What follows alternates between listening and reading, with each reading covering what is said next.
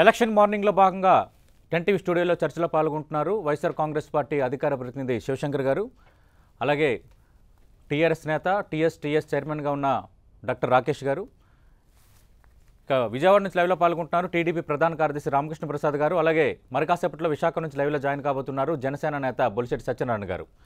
Right, Rakesh గారు, చాలా వార్తలు ఉన్నాయి కానీ ఎమ్మెల్సీ ఎన్నికల్లో టీఆర్ఎస్ బలపరిచిన ముగ్గురు అభ్యర్థులు ఓటమి చెందారు. అంటే మొన్న విజయం అందుకున్న అతి కొద్ది రోజుల్లోనే ఈ ఓటమిని ఏ విధంగా అర్థం చేసుకోవాలి? నిన్న ఉత్తమ్ కుమార్ రెడ్డి ఒక వ్యాఖ్య చేశారు, ఈవీఎంలో అయితేనే టీఆర్ఎస్ గెలుస్తుంది, బ్యాలెట్ అయితే మేమే గెలుస్తామన్న దానికి ఇదే ఒక ప్రత్యక్ష ఉదాహరణని. ఉత్తమ్ కామెంట్లపై మీ స్పందన ఏంటి? ఒకటి, ప్రధానంగా మేము ఎంపీ ఎలక్షన్ల మీద కాన్సన్ట్రేషన్ చేసాం. ఇక్కడ ఎవరికి కూడా మా పార్టీ తరఫున అభ్యర్థిగా ప్రకటించలేదు, బీఫామ్ కూడా ఇవ్వలేదు.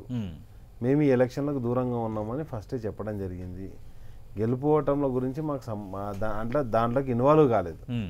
అండ్ నెక్స్ట్ వచ్చేసి మేము ఏమంటున్నాం, ఎవరు గెలిచినా ఇప్పుడు ఈవీఎంలు మొత్తం 5 రాష్ట్రాల్లో ఎలక్షన్లు జరిగితే 3 రాష్ట్రాల్లో కాంగ్రెస్ పార్టీ గెలిచింది. మరి అక్కడ కూడా ఈవీఎంలు బ్యాన్ చేయాలని చెప్పేసి కాంగ్రెస్ పార్టీ ఎప్పుడన్నా ధర్నా చేసిందా? నేను ఏమంటున్నా అంటే కాంగ్రెస్ పార్టీ ఇప్పుడు కూడా ఈవీఎంలు ప్రవేశపెట్టిందే 2004 ఎలక్షన్లలో కదా, మొత్తం దేశం మొత్తంలో. మరి అప్పుడు కాంగ్రెసే గెలిచింది కదా 2004 2009లో. మేమేమంటున్నాం, ఏ బ్యాలెట్ పెట్టినా కానీ మేము సిద్ధమే అని చెప్తున్నాం. ఒకటి, మనం అంటున్నది ఏంటంటే ఈవీఎం లేదు ఈరోజు కొత్తగా ఇంట్రడ్యూస్ చేసినట్టు, లేకపోతే ఈవీఎంలతో ఎలక్షన్లు జరిగినప్పుడు కూడా 2 సార్లు మీరే గెలిచారు, బై ఎలక్షన్లలో కూడా మీరే గెలిచారు. ఆ రోజు టీఆర్ఎస్ ఎప్పుడు రాజీనామా చేసినప్పుడు కూడా బై ఎలక్షన్లో మీరే గెలిచారు. కానీ ఈరోజు ప్రజలకు ఒక స్పష్టత వచ్చింది, దాంట్లో మా సింబల్ లేదు, కారు గుర్తు లేదు. ఎలక్షన్లకు మాకు అంటే మేమేమంటున్నామంటే స్పష్టంగా ఈ ఎలక్షన్లకు మేము దూరంగా ఉన్నాం. కాబట్టి తప్పకుండా రాబోయే ఎంపీ ఎలక్షన్లు చూడండి, 16 గెలిచి చూపిస్తాం. మొన్ననే జరిగిన 90 స్థానాలు గెలిచాం. అదే విధంగా రాబోయే ఎంపీ ఎలక్షన్ నేను అడుగుతున్నా, మీరు ప్రతి ఎన్నికను అంత ప్రతిష్టాత్మకంగా తీసుకున్న మీరు ఈ ఎన్నికలు ఎందుకు అంత సీరియస్ గా తీసుకోలేదు అంటున్నారు? ఒకటి, ఫలితాలు ఇలా వచ్చిన తర్వాత అలా అంటున్నారా? ఫలితాలు రాకముందు ఎక్కడన్నా కనిపించారు ప్రచారంలో? అంటే ప్రచారం అంటే ఎవరు ప్రచారం చేసినట్టు ఎక్కడన్నా కనిపించిందా? కాంగ్రెస్ పార్టీ తమ అభ్యర్థులను డిక్లేర్ చేసుకుంది. మేము ఎక్కడ కూడా మా అభ్యర్థులను డిక్లేర్ చేయలేదు, కనీసం ఎలక్షన్లో కూడా పార్టిసిపేట్ చేయలేదని చెప్తున్నాం కదా. ఒకటి, మాకు ప్రధానంగా ఈ రోజున్నటువంటి ఎలక్షన్లు ఏవైతే ఉన్నాయో ఎంపీ ఎలక్షన్లు మాకు ప్రధానం కాబట్టి ఆ ఎలక్షన్ల మీద మేము కాన్సన్ట్రేషన్ చేయడం జరిగింది. అంతకు మించి ఇంకోటి ఏమీ లేదు. దీంట్లో మేము పోటీ చేద్దామని అనుకోలేదు, పోటీ గురించి కూడా దాన్ని కన్సిడర్ కూడా చేయలేదు. అంటే ఇప్పుడు మండలిలో ప్రభుత్వ చీఫ్ విప్ ఉన్నారు పాతూరు సుధాకర్ రెడ్డి, ఆయన టీఆర్ఎస్ నేత, ఆయన కరీంనగర్ టీచర్ ఎమ్మెల్సీ ఎన్నికలు ఆయనకు 4వ స్థానం వచ్చింది.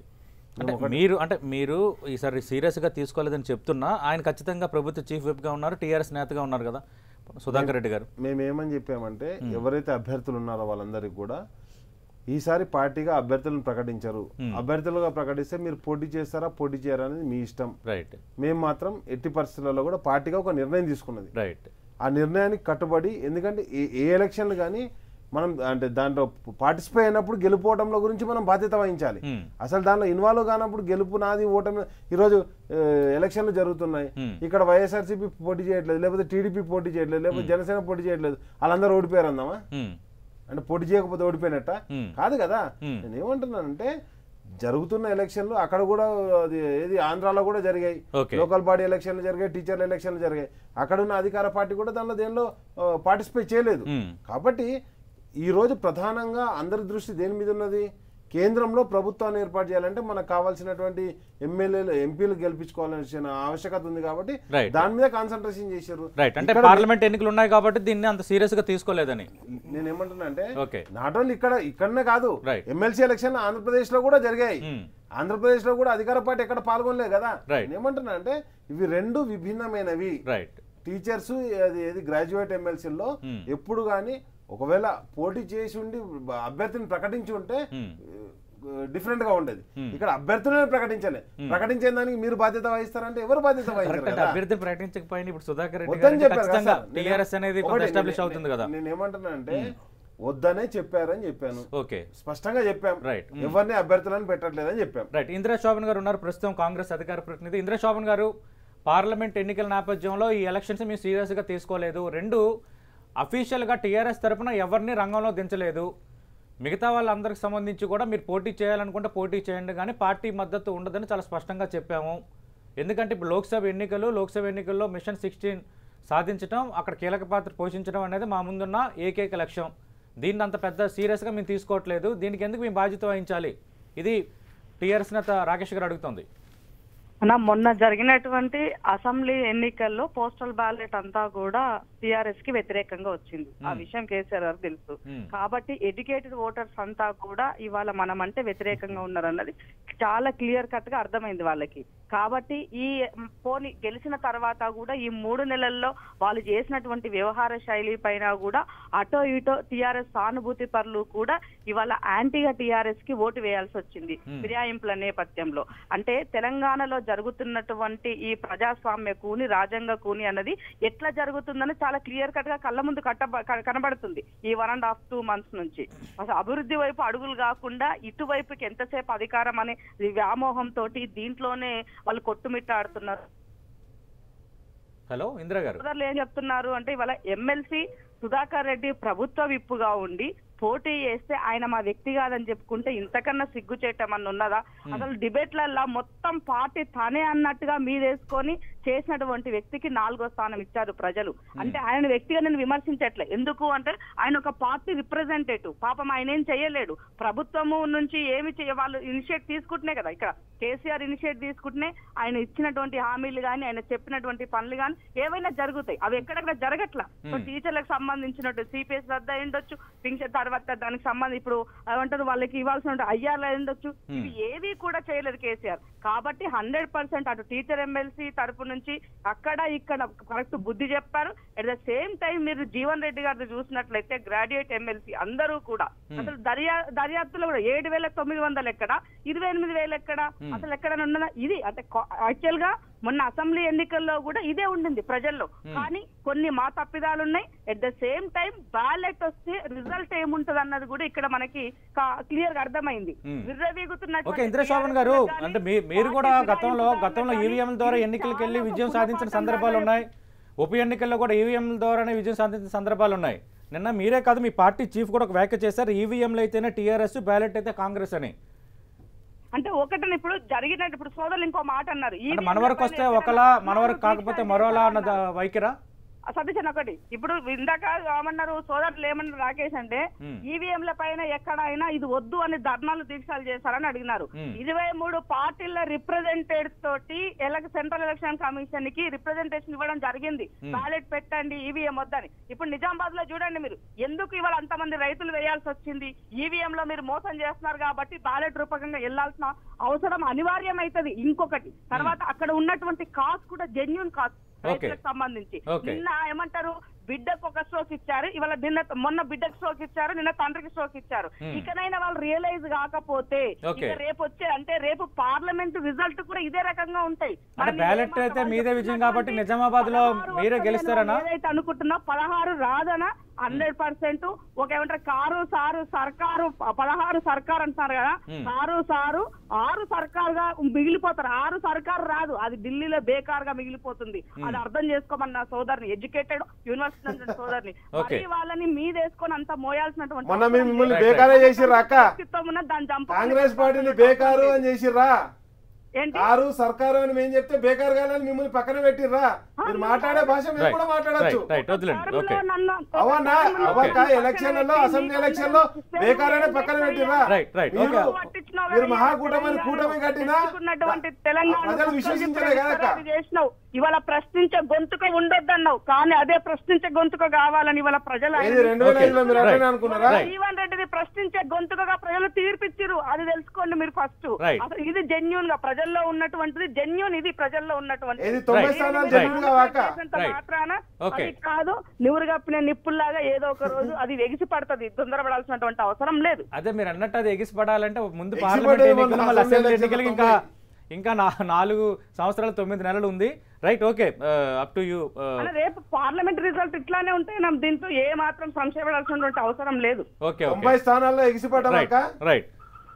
అంటే ఎమ్మెల్సీ స్థానాల ఫలితాలకు సంబంధించి ఖచ్చితంగా పార్లమెంట్ ఎన్నికల్లో కూడా రిపీట్ అవుతాయి, ఇది కాంగ్రెస్ వాదన. సతీష్ గారు, ఎమ్మెల్సీ ఎలక్షన్లు ఓన్లీ తెలంగాణలో జరగలేదు, ఆంధ్రప్రదేశ్ లో కూడా జరిగాయి ఎలక్షన్.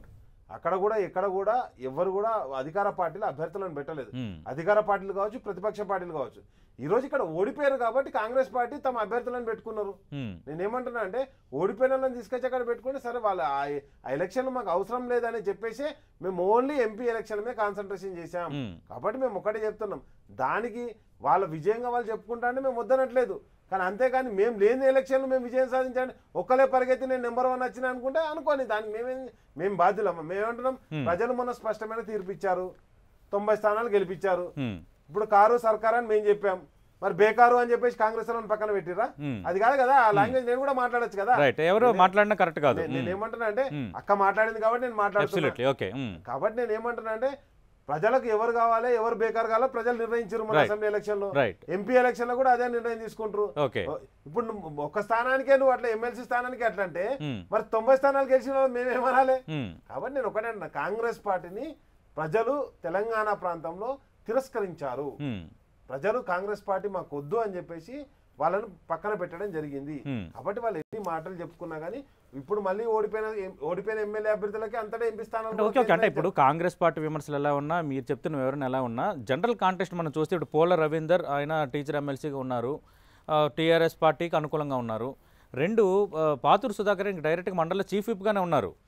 అంటే నేనేమంటానంటే ఓకే మీరు మద్దతు ఇచ్చినా ఇవ్వకపోయినా టీఆర్ఎస్ అంటే ఇష్టపడే వాళ్ళనే ఇవ్వాలి కదా వాళ్ళ ఓట్లు. మేము ఒకటే చెప్తున్నాం, మా సిట్టింగ్ ఎంపీలు సీతారాం నాయక్ గారు కావచ్చు, శ్రీనివాస్ రెడ్డి గారు కావచ్చు, లేకపోతే జితేందర్ రెడ్డి గారు కావచ్చు, వాళ్ళందరూ కూడా టికెట్లు కేటాయించలే. టికెట్లు కేటాయించకపోతే వాళ్ళకి ఎందుకు ఇప్పుడు పాతూరు సుధాకర్ రెడ్డి గారికి ఏ విధంగానైతే టికెట్ మేము అధికారికంగా ప్రకటించమని చెప్పాము, పోల రవీందర్ గారికి ఏ విధంగానైతే చెప్పాము, ఇంకో ఎంపీలకు కూడా చెప్పాం, ఎమ్మెల్యేలకు కూడా చెప్పాం. మా ఎమ్మెల్యేలు చెప్పిన వాళ్ళు ఇష్టం ఉన్న వాళ్ళు మాతో ఉన్నారు, లేకపోతే సుధీర్ రెడ్డి లాంటి మేడ్చల్ అభ్యర్థి మాతో ఉన్నారు, ఇష్టం అది మన నల్లాల ఓదర్ గారు ఉన్నారు, అదే బాబు మోహన్ గారు, లేకపోతే సీతక్క మన కొండా సురేఖ గారు, లేకపోతే ఇంకా కొంతమంది శోభక్క, ఇట్లాంటి వాళ్ళందరూ కూడా వేరే పార్టీలకు పోయారు. మేమేమంటున్నామంటే అభ్యర్థులుగా మా దగ్గర ఉన్నప్పుడు ఇప్పుడు వాళ్ళంతా ఓడిపోయారు కాబట్టి మీ పార్టీ ఎమ్మెల్యేలుగానే ఉండే అని చెప్పేసి మీరు అడిగితే ఎట్లా? నేను అంటే మేము ఎక్కడ కూడా సుధాకర్ రెడ్డి గారు పార్టీ చీఫ్ విప్ గా ఉన్నా గానీ జితేందర్ రెడ్డి గారు ఫ్లోర్ లీడర్ కదా మాకు, ఆయన టికెట్ కేటాయించలే. ఆయన టికెట్ కేటాయించలేదు, అది డిఫరెంట్. అక్కడ ఒక అభ్యర్థిని పెట్టారు, టికెట్ కేటాయించలేదు అఫీషియల్ గా టీఆర్ఎస్ తరపున ఇంకో అభ్యర్థిని పెట్టారు. దాంట్లో సింబల్ ఉండదు సార్, ఎమ్మెల్సీ ఎలక్షన్ లో సింబల్ ఉండదు. సింబల్ లేని ఎలక్షన్లకు మీరు ఎందుకు పోటీ చేయాలి అని చెప్పేసి మీరు ప్రశ్నించడము, దానికి పోటీ చేయలేదని నేను ప్రశ్నించట్లేదు. మీరు అడిగేది పోటీ చేయలేదని ప్రశ్నించట్లేదు. పాతూరు సుధాకర్ రెడ్డి టీఆర్ఎస్ నేతగా ఉన్నారు, చీఫ్ విప్ గా ఉన్నారు, పోల రవీందర్ మీ ఎమ్మెల్సీగా ఉన్నారు, ఎమ్మెల్సీగా. నేను ఎన్నిసార్లు చెప్పాను అదేనా కొంత పని చేయాలి కదా అని. మీరే బాధ్యత వహించాలి బలంగా. మీరు బాధ్యత వహించాను అనట్లేదు, బాధ్యత వహించాను అనట్లేదు. కాదు నేను మిమ్మల్ని కాకపోతే ఎవరిని అడగాలి? రాకేష్ గారు నేను మీరు టీఆర్ఎస్ రిప్రజెంటేటివ్ ఇక్కడ ఉన్నారు, మీకు కాకపోతే నేను ఎవరిని అడగాలి? తప్పకుండా నేను బాధ్యత వహించండి, బాధ్యత వహించాలంటలేదు. కానీ ఇవి కూడా కొన్ని వాస్తవాలే కదా, కాంగ్రెస్ విమర్శలు పక్కన పెడదాం. మేము ఒకటే చెప్తాం, సతీష్ గారు మేము పాల్గొనని ఎలక్షన్ లో మీరు పాల్గొన్నారని, దానికి మీరు బాధ్యత వహించాలని, బాధ్యత ఎందుకు వహించాలని నేను ప్రెజర్ పెట్టట్లేదు. నేను కానీ కొన్ని ఖచ్చితంగా కొన్ని పాయింట్లు ప్లేస్ చేయాల్సిన అవసరం అయితే ఉంది కదా.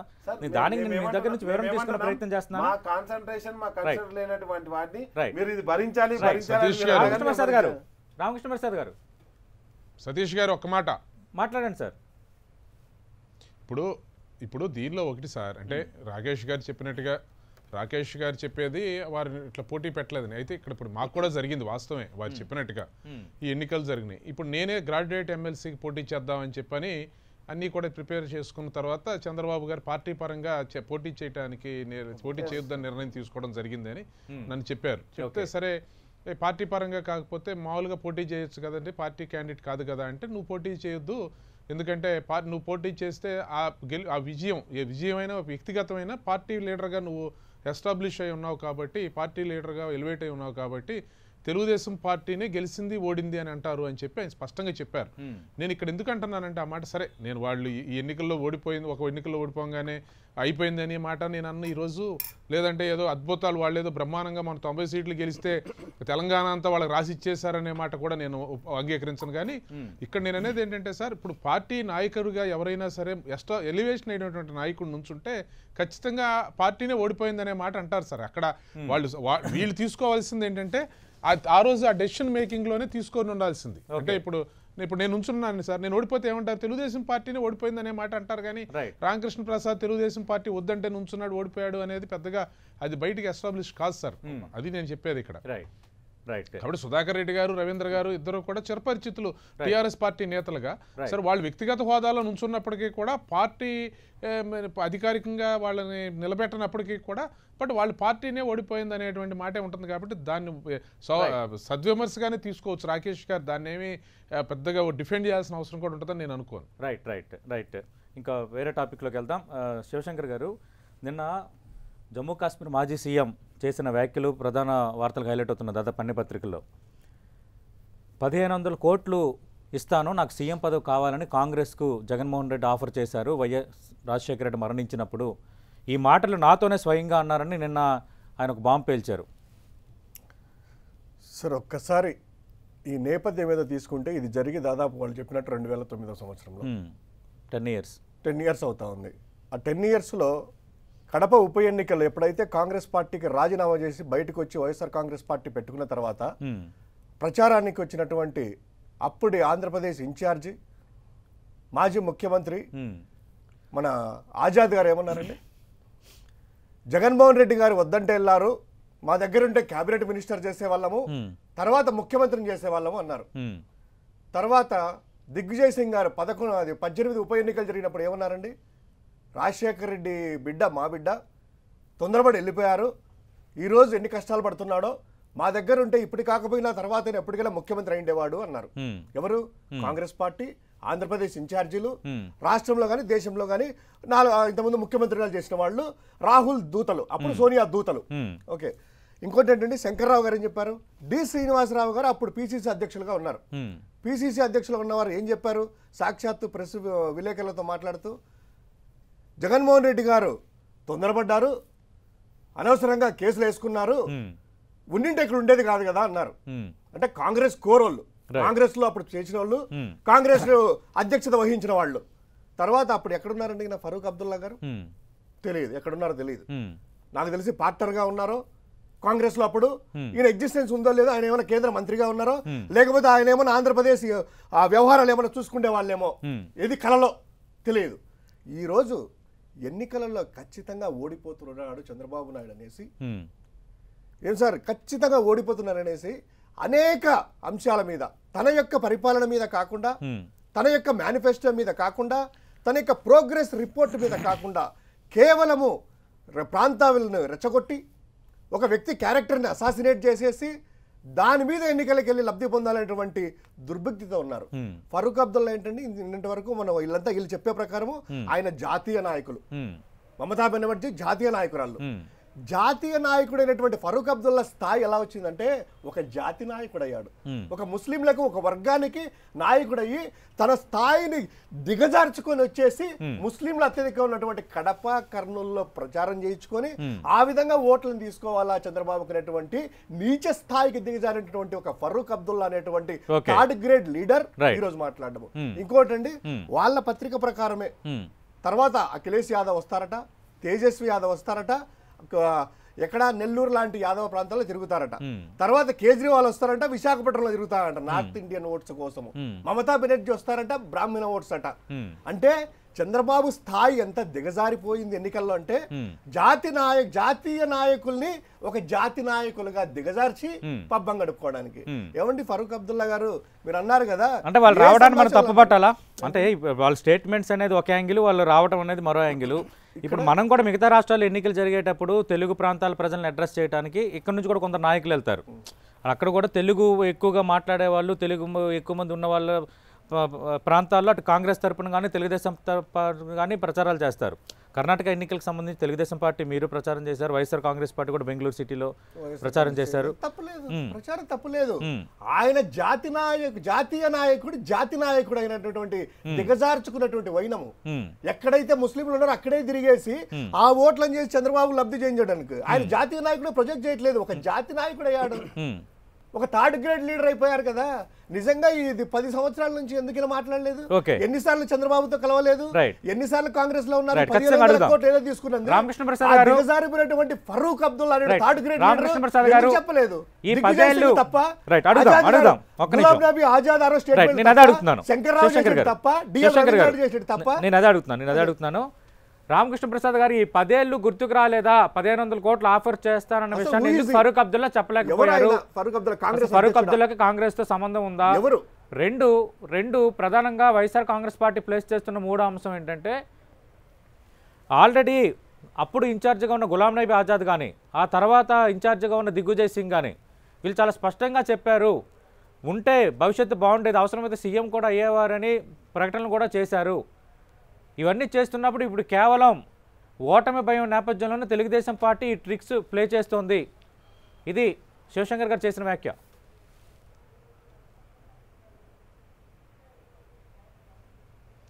సరే, ఇప్పుడు వాళ్ళు ఆజాద్ మాట్లాడింది, దిగ్విజయ్ సింగ్ మాట్లాడారు అనేది ఇప్పుడు పార్టీలో ఉండుంటే లేదంటే పలానా ఛానల్లో ఉండుంటే లేదా మా దగ్గర ఉండుంటే బాగానే ఉండేది అనే మాట జనరల్గా అనొచ్చు సార్. లేదంటే అది అంటే మామూలుగా మనం అంటూ ఉంటాం, ఎవరినైనా సరే మంచి ఉద్యోగం చేసుకునేవాడరా పలానా ఉద్యోగం చేసుకోకుండా వ్యాపారం పెట్టాడు అనవసరంగాను బాగుండేది అని చెప్పాను కూడా అనొచ్చు అండి. అదేమి దాన్ని ఏదో బ్రహ్మాండం అయిపోయినట్టు కాదు, అది ఎండి స్థాయికి వెళ్ళేవాడు అని అంటే అది అయిపోయినట్టు కాదు కదా. సరే, అది అలా ఉంచితే ఈరోజు వీరు మాట్లాడేటువంటి బాటలో అంటే జాతీయ స్థాయి నాయకులు అంటే మరి వాళ్ళకి తెలిసి జగన్మోహన్ రెడ్డి గారే అనుకుంటున్నట్టున్నారు. జాతీయ స్థాయి నాయకులు అంటే ఎక్కడైనా సరే ఒక మీటింగ్లో పార్టిసిపేట్ చేయటం లేదా ఆ రోజు జరిగే మీటింగ్లో పార్టిసిపేట్ చేయడం జరుగుతుంది తప్పించి వాళ్ళు వచ్చినప్పుడు వాళ్ళకి అక్కడ ఏ ప్రదేశంలో అయితే ఉంటుందో ఆ ప్రదేశంలో సమావేశంలో పాల్గొంటారు. దాన్ని ఉద్దేశించి ఏదో దిగజారిపోయింది, థర్డ్ గ్రేడ్ అయిపోయారు అనేటువంటి పదాలు వారు మాట్లాడారు. అవి ఎందుకంటే అసలు రాజకీయాలు థర్డ్ గ్రేడ్ అయినాయో ఫోర్త్ గ్రేడ్ అయినాయో ఏ గ్రేడు లేకుండా అయినాయో అది వీళ్ళు వచ్చిన తర్వాతే అయినాయండి. ఈరోజు ఈ రాష్ట్రంలో ఏం జరుగుతూ ఉందో, ఈ రాష్ట్ర పరిస్థితులు ఏంటో, ఈ రాష్ట్రానికి సంబంధించినటువంటి అంశాల్లో ఒకసారి కనుక అనలిటికల్గా చూసుకుంటే ఒక రాష్ట్రం మీద ఎందుకు ఈ విధంగా కుట్ర పన్నుతూ ఉన్నారో, లేదంటే నిన్న మా పార్టీ అభ్యర్థుల మీద ఐటీ దాడులు ఎందుకు చేస్తూ ఉన్నారో, లేదా రాత్రి పూట అధికారులందరినీ ఎందుకు మార్పిడి చేస్తూ ఉన్నారో, ఇవన్నీ కూడా ఏ గ్రేడ్ రాజకీయాలో ఇవన్నీ కూడా ఆయనే చెప్పాలి.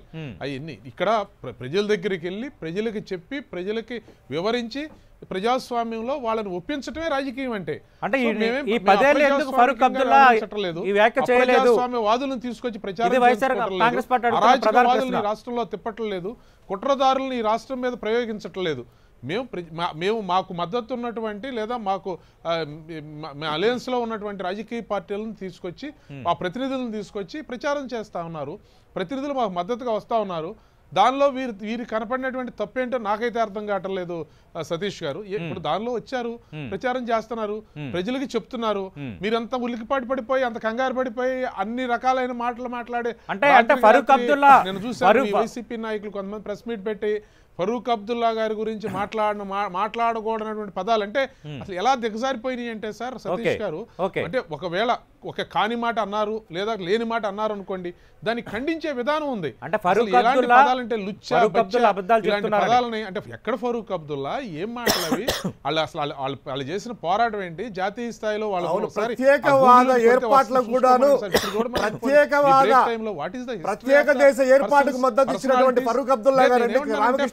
ప్రయోగించేటప్పుడన్నా కనీసం వ్యక్తిత్వానికి లేదంటే వాళ్ళ యొక్క చరిత్రకి విలువిచ్చి మాట్లాడాలనేటువంటి విజ్ఞత కూడా లేనటువంటి సందర్భాన్ని ఆ రాజకీయ పార్టీ ప్రతినిధులను ఏమని మాట్లాడతామండి?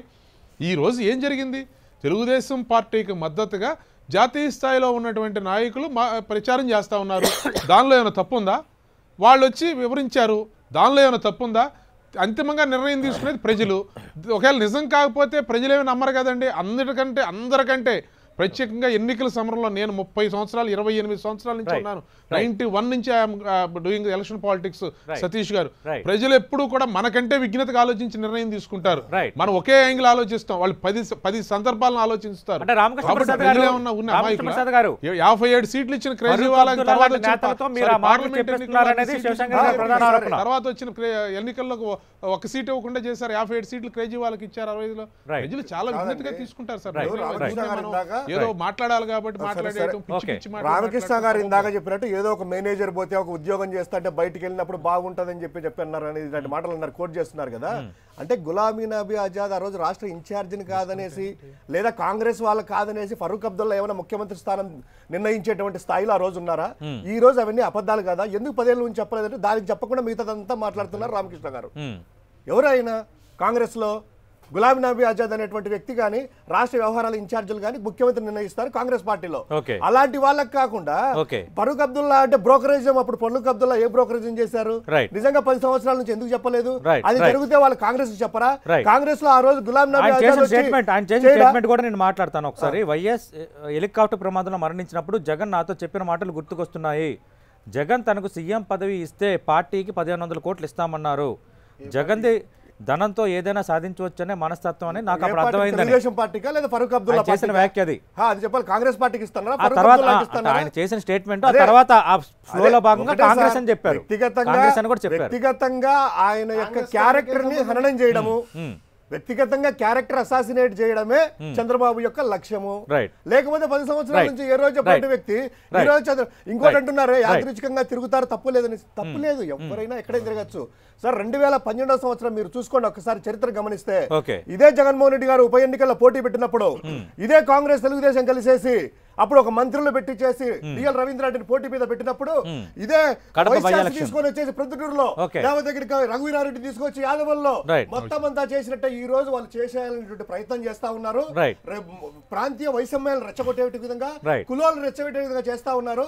చరిత్ర పునరావృతం అవుతుంది. శివశంకర్ గారు, బొలిశెట్టి సత్యనారాయణ గారు, మొత్తం మీరు చూస్తున్నారు. ఫరూక్ అబ్దుల్లా జమ్మూ కాశ్మీర్ మాజీ సీఎం చేసిన వ్యాఖ్య అంటే వైఎస్ హెలికాప్టర్ ప్రమాదంలో మరణించినప్పుడు సీఎం పదవి కోసం 1500 కోట్లు ఆఫర్ చేశారు వైఎస్ జగన్మోహన్ రెడ్డి అని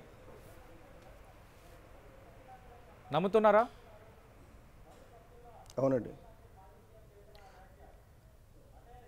నేను నమ్ముతున్నానండి. దానికి ముందు ఇంకొకటి ఇందాక అంశంలో నా తాలూకా ఇన్పుట్స్ కూడా ఇవ్వాలి.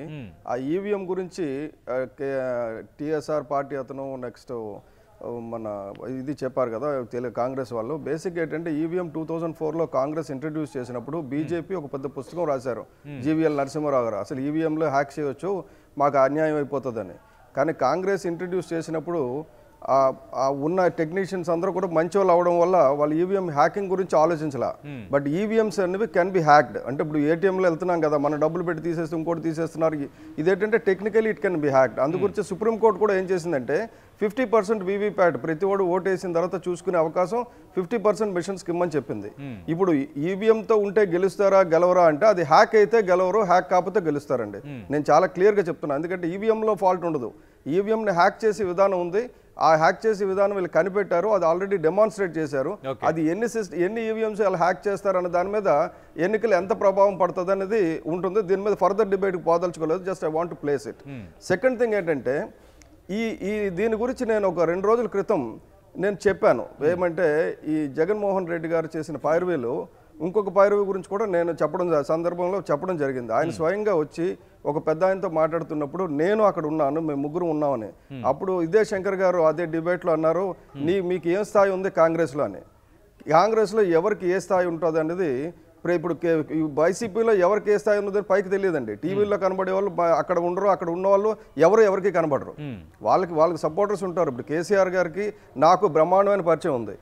ఆ ఎత్త పరిచయం అంటే ఆ ఉద్యమాల్లో వచ్చినప్పుడు ఢిల్లీలో మా ఇంట్లో కూర్చొని పెద్ద డిస్కషన్స్ కూడా జరిగినాయి. అన్ని పార్టీల డిస్కషన్స్ కూడా హోస్ట్ చేశాం. కాబట్టి ఏమంటే ఒక ఇష్యూ వచ్చినప్పుడు ఎంతమందికి ఎవరు తెలుస్తారు, ఏం మాట్లాడతారు అన్నది ఇది ఫరూక్ అబ్దుల్లా ఓపెన్గా చేసిన స్టేట్మెంట్. వీళ్ళకి ధైర్యం ఉంటే ఫరూక్ అబ్దుల్లా మీద కేసు వేయమని చెప్పండి. ఫస్ట్ థింగ్ వాళ్ళు చేయాల్సింది ఏంటంటే ఫరూక్ అబ్దుల్లా మీద కేసు వేయాలి. ఎందుకంటే ఫరూక్ అబ్దుల్లా అంత ఓపెన్గా వచ్చి ఇప్పుడు ఆయన చంద్రబాబు నాయుడుకి సమర్థించడాన్ని నేను సమర్థించడంలా, కానీ ఆయనకి అక్కడ కాంగ్రెస్ పార్టీకి చాలా సన్నిహిత సంబంధాలు ఉన్నాయండి. ఆయన ఒక మాట చెప్తే, కాంగ్రెస్ పార్టీ ఏంటంటే అన్ని పార్టీలని కలుపుకొని పోయే పార్టీ కాబట్టి ఒక మాట చెప్తే ఆయనకు వాల్యూ ఉంటుందనే ఉద్దేశంతో ఆయన అడిగి ఉండొచ్చు. ఆయన ట్రై చేసిన మాట వాస్తవం. నేను చెప్తున్నాను కదా, కాంగ్రెస్ పార్టీ కూడా ఆయన ఏ ద్వారాలు టచ్ చేయాలో అన్ని టచ్ చేశారు. కాబట్టి అది అన్నిటికంటే ఇంపార్టెంట్. ఇవాళ శివశంకర్ గారు చెప్పాల్సింది నిన్నటి నుంచి వైరల్ అవుతుంది. సీఎం పదవి కోసం ప్రయత్నించడం వేరు, ఖచ్చితంగా పార్టీల్లో ప్రయత్నాలు జరుగుతూ ఉంటాయి, అదే అంతిమ లక్ష్యం. కాబట్టి ఆఫర్ చేయడం వేరు. రెండింటినీ మీరు ఎండోర్స్ చేస్తున్నారా సార్? ఆయన చిన్న వ్యక్తి కాదండి, ఆయన చిన్న వ్యక్తి కాదు. ఆయన ఒక మాజీ ముఖ్యమంత్రి కంటే ఇంపార్టెంట్, దేశంలో ఒక ప్రముఖ వ్యక్తి.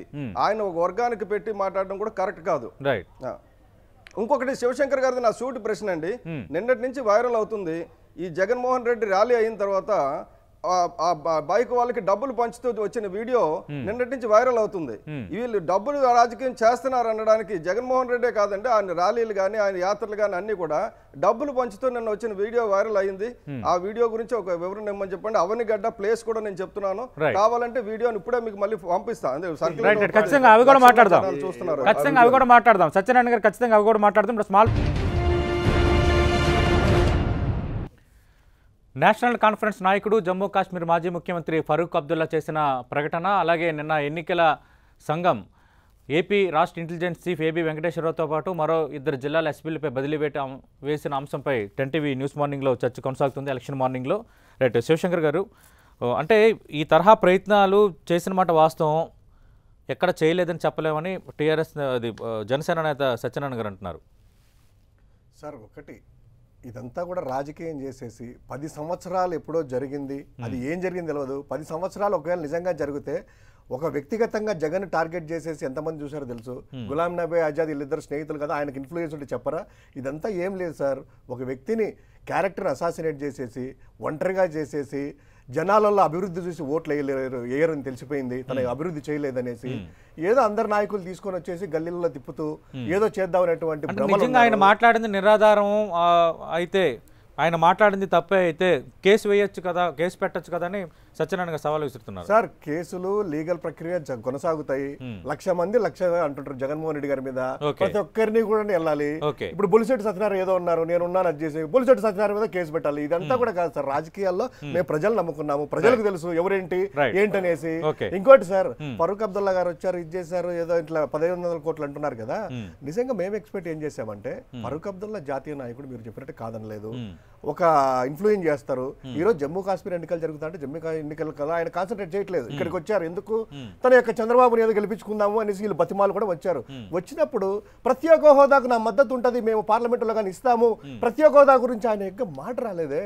ఇలాంటి ఎక్స్పెక్ట్ చేస్తారు జనాలు. జగన్ తిట్టడం మామూలే, ప్రతి ఒక్కరు తిడుతున్నారు.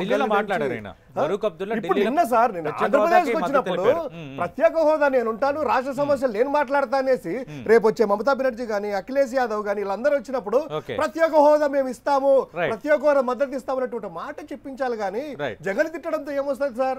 జగన్ గురించి జనాలు తెలుసు, మీరు తిట్టేటి అన్ని కూడా అసత్యాలని తెలుసు, ఎన్ని తెలుసు.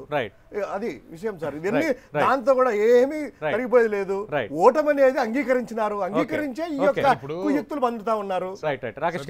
అవకాశం ఇస్తాను. రామకృష్ణ ప్రసాద్ గారు, అంటే ప్రత్యేక హోదాపై ఎవరు మాట్లాడట్లేదు, వస్తున్న జాతీయ నాయకులు కేవలం జగన్నే లక్ష్యంగా చేసుకుంటున్నారు, దీన్ని రాజకీయం కాకపోతే మరి ఏమంటారు? ఇది శివశంకర్ గారు అడుగుతుంది.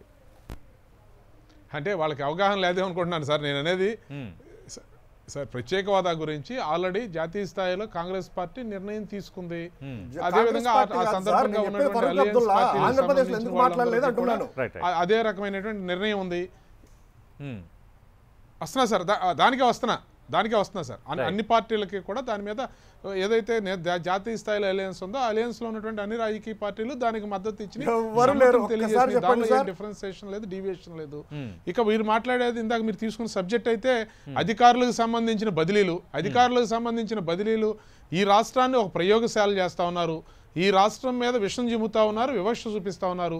ఇది చాలా కాలంగా గమ్మత్తైన విషయం. ఒక్క విషయాన్ని మీరు గమనించండి సతీష్ గారు, ఈ రోజు జరిగినటువంటి ట్రాన్స్ఫర్లు లేదా ఐటీ దాడులు ఇవన్నీ కూడా మీరే మీ పత్రికల్లోనూ మీ ఛానల్స్ లోనే విరివిగా వార్తలు ప్రసారమైనవి. అంటే మీకు ప్రజల్లో ఎంత అంటే మీకు ఎంత ఇన్ఫర్మేషన్ ఉందో చూడండి దీన్ని బట్టి.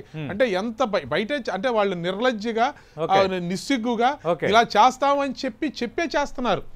ఇది ఇప్పుడు ఇవన్నీ వచ్చినాయి కదా సార్, ఇవన్నీ వీళ్ళు కంప్లైంట్ ఇచ్చిన తర్వాత విచారించి దానిలో చర్యలు తీసుకోవడం కాదు. ఇది ఈసీ నిర్ణయం తీసుకుంటే వైసీపీని పాయింట్అవుట్ చేయాల్సిన అవసరం ఉందా?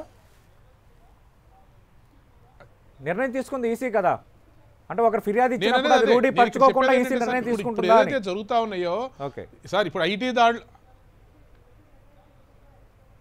ఇప్పుడు నేను చెప్తుంది అదే సార్, ఐటీ దాడుల్లో లేదంటే ఈ అధికారుల యొక్క ట్రాన్స్ఫర్లో ఇవన్నీ కూడా జరుగుతానికంటే ముందే లేదా ఈసీకి ఐసీపీ వాళ్ళు కంప్లైంట్ ఇవ్వడానికంటే ముందే ప్రచారంలోకి వచ్చింది. ఒక్కసారి మీరు సీనియర్ జర్నలిస్ట్ గా మీకు తెలుసు, నేను అనేది అది ప్రచారంలోకి వచ్చినాయి. అధికారికంగాను వార్తలు కూడా కొన్నిసార్లు ప్రచారం అయినాయి సార్. అంటే నేను అనేది ఏంటంటే, అంటే ఇదంతా మేము ఇలా చేస్తాం, మీరు ఇలా ఒక లెటర్ ఇవ్వండి, మీరు ఇస్తే దాని ఆధారంగా ఒక నిర్ణయం తీసుకుంటాం అని చెప్పి ఒక రకంగా ఇదంతా కూడా జరుగుతున్నటువంటి భాగాలేనండి ఇవన్నీ. ప్రచారంలోకి ఎలా వచ్చినాయి? మీరు 2 నెలల ముందు నుంచే ఈ విషయాలు ప్రచారంలో జరిగినాయి కదా సార్. ఐటీ దాడులు జరుగుతాయి, ఈడీ కేసులు జరుగుతాయి అని. రామకృష్ణ గారు ఒక్క నిమిషం. రాకేష్ గారు, సతీష్ గారు, ఈ ట్రాన్స్ఫర్లు అనేది కామన్. మేము ఎలక్షన్లు జరిగేటప్పుడు కూడా వికారాబాద్ ఎస్పీని ఈ ఎలక్షన్ కమిషన్ ట్రాన్స్ఫర్ చేయడం జరిగింది. అంతేందుకు 2009లో కేంద్రంలో కాంగ్రెస్ పార్టీ ఉండే, ఈ రాష్ట్రంలో కాంగ్రెస్ పార్టీ ఉండే. ఇక్కడ అప్పుడు డీజీపీగా యాదవ్ గారు ఉంటే యాదవ్ గారిని తీసేసి మహంతి గారిని పెట్టడం జరిగింది. సరే, ఎలక్షన్ కమిషన్ తీసుకునే నిర్ణయాల గురించి ఎలక్షన్ కమిషన్ ఈ విధంగా ఎందుకు నిర్ణయం తీసుకున్నదని చెప్పేసి ప్రతి ఒక్కటి రంధ్రాన్వేషణ చేయలేం. అండ్ నెక్స్ట్ వచ్చేసి ఇంకోటి సత్యనారాయణ గారు అన్నారు, ఈవీఎంల మీద ఒక బుక్ రిలీజ్ అయిందంటే అది ఈసీ అంటే ఈసీకి కంప్లైంట్ చేసినప్పుడు ఈవీఎంల మీద మీరు చర్చకు రండి అని చెప్పేసి నవంబర్ 23వ తారీఖు నాడు 2018 రోజు ఈసీ ఓపెన్ సవాల్ విసిరింది. ఒకవేళ మా దగ్గర ఉంటే. అండ్ నెక్స్ట్ వచ్చి హ్యాక్ ఏటీఎంలకు ఈవీఎంలకు పెట్టారు కదా. ఏటీఎం అనేది నెట్వర్క్ కనెక్షన్ ఉంటుంది, ఈవీఎం అనే దానికి ఏ నెట్వర్క్ కనెక్షన్ ఉండదు. కనెక్షన్ ఉన్నదానికి కనెక్షన్ లేని దానికి నా సెల్ ఫోన్ ఛార్జర్ కూడా అది ట్రేస్ అవుట్ అయింది, లేకపోతే దాంట్లో ఏదో కరప్షన్ జరిగిందని చెప్పుకునే విధంగా సత్యనారాయణ గారు మాట్లాడడం కరెక్ట్ కాదు. ఎప్పుడైతే ఎలక్ట్రానిక్ డివైస్ నెట్ తో కనెక్ట్ అయి ఉంటుందో లేకపోతే ఆన్లైన్ లో కనెక్ట్ అయి ఉంటుందో అప్పుడు మాత్రమే దాంట్లో అన్నటువంటి హ్యాకింగ్ కావచ్చు, ఏమన్నా చేయొచ్చు. సార్ చెప్పండి సార్, ఈసీఎల్ ఛాలెంజ్ చేసింది.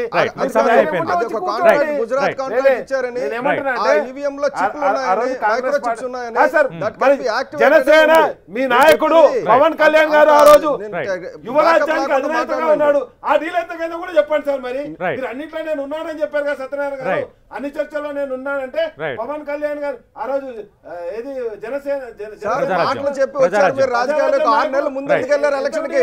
ఎవరికైనా చెప్పగలరా? మెజారిటీ ఉండి 6 నెలల ముందు మీరు ఎలక్షన్ కి ఎందుకు వెళ్ళారో చెప్పగలరా? 6 నెలల ముందు ఎందుకు వెళ్ళారో చెప్పగలరా? 6 నెలల్లో దిగజారిపోతారని మీరు వెళ్ళలేదు. 6 నెలల్లో ఇంకా దిగజారిపోతాం, మనం ఓడిపోతాం అని వెళ్ళలేదు. బీజేపీ మద్దతుతో గెలిచారు. మీరు అక్కడ ఏం మాట్లాడుతున్నారు? మీరు అభివృద్ధి కాదండి, బీజేపీ మద్దతుతో గెలిచారు. ఇక్కడ ఈ రోజు కూడా నిష్పక్షపాతంగా ఎన్నికలు జరిగితే మీరు గెలిచే పరిస్థితి లేదు. అక్కడ మీ దౌర్జన్యాన్ని తట్టుకోలేక గెలిచిన వాళ్ళు మీతో జాయిన్ అవుతున్నారు. అక్కడ మీ దౌర్జన్యాన్ని తట్టుకోలేక గెలిచిన వాళ్ళు మీతో జాయిన్ అవుతున్నారు. కాంగ్రెస్ లో గెలిచిన వాళ్ళు మీతో జాయిన్ అవుతున్నారు. చిత్ర అయిపోతే చాలా ఉంటది. దయచేసి కదపకండి. ఎందుకంటే టెక్నాలజీ విషయంలో మీకంటే నాకు ఎక్కువ తెలుసు. ఆ చిప్పుల గురించి తెలుసు, దానికి చిట్ట గురించి తెలుసు. దయచేసి మాట్లాడకండి. Okay right right right right election లో కండక్ట్ చేయలే వాళ్ళు. నెక్స్ట్ వచ్చేసి ఈ రోజు ఏమంటున్నా థ్యాంక్ యూ రామకృష్ణ సార్ గారు. సమయం కూడా అయిపోయింది. Right right right right right thank you Rakesh గారు, థ్యాంక్ యూ సత్యనారాయణ గారు. మన సమయం కూడా అయిపోయింది. మన సమయం అయిపోయింది. అధికారుల గురించి ఒక్క నిమిషంలో. అధికారులు అనేది ఈ రోజు బదిలీ అనేది డీజీపీ ఠాకూర్ మీద వేటు పడాలి. రైట్, డీజీపీ ఠాకూర్ మీద వేటు పడాలనేసి మేము రిక్వెస్ట్ చేసుకుంటాం. ఇది ఒకటి ఏ వెంకటేశ్వరరావు మీద ఈ రోజు ఇచ్చింది కదండి, 1.5 సంవత్సరం కింద నుంచి ఇస్తున్నాము.